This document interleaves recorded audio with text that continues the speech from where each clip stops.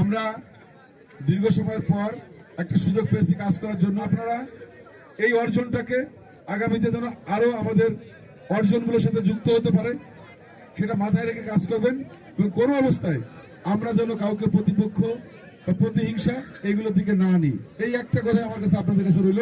এবং কোথাও কেউ যেন বিশৃঙ্খলা না করি, অতি উৎসাহে কোনো মন্তব্য না করি যেটা দলের জন্য বা আমাদের প্রিয় নেতা তারেক রহমানের প্রিমি ওয়ার্ড্রোব, গুছিয়ে ফেলুন জীবনটাকে।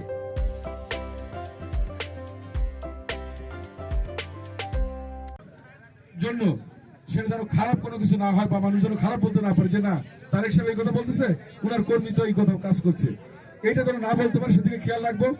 কারণ উনি প্রতিনিয়ত আমাদেরকে গাইড করছেন, আমাদেরকে দিক নির্দেশনা দিচ্ছেন। সুতরাং আমি এতটুকু বলে আমার বক্তব্য শেষ করব। দুটো কথা বলেছি আমি, একটা হচ্ছে আমরা সবাইকে নিয়ে বাস করব, যেটা আমি প্রতিজ্ঞা করেছি, এবং সেটার লক্ষ্যে আমি কাজ করব।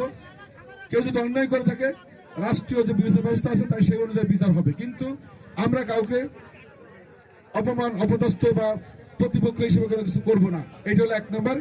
আর 2 নম্বর যেটা সেটা হচ্ছে আমরা একটা ইলেকশন করেছি, এখানে ইলেকশন করার সময় অনেক কথোপকথন হয়েছে, অনেক ভুল ভ্রান্তি হয়েছে বা ক্রসিং হয়েছে। আমরা এগুলো ভুলে গিয়ে আমরা আগামীকাল সকাল থেকে নতুন রূপে আমরা কাজ শুরু করব। এটা হচ্ছে আমার আবেদন থাকবে আপনাদের প্রতি। আর আপনারা এই দীর্ঘ 1 মাস 10-12 দিন অলমোস্ট বলা চলে, কারণ 30-29 টাকা আমাদের লাস্ট ডেট ছিল, বলা চলে 1 মাস 10-12 দিন আপনারা নিরলস পরিশ্রম করেছেন।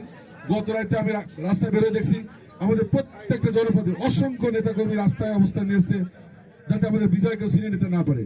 তা আমি সত্যি কৃতজ্ঞ যেসব ভাইয়েরা এই কাজগুলো করেছে, তাদের সত্যিকার অর্থে অকৃত্রিম ভালোবাসা বা অকৃত্রিম কর্মকাণ্ড আমাদের এই অর্জনের পক্ষে বিরাট ভূমিকা রাখছে। Thanks everyone for all of your outstanding support and of course all my good colleagues, those are working day nights from very beginning, দিন রাত পরিশ্রম করছে আমাদের সাথে সেই শুরু থেকে। তাদের প্রতি আমি কৃতজ্ঞ।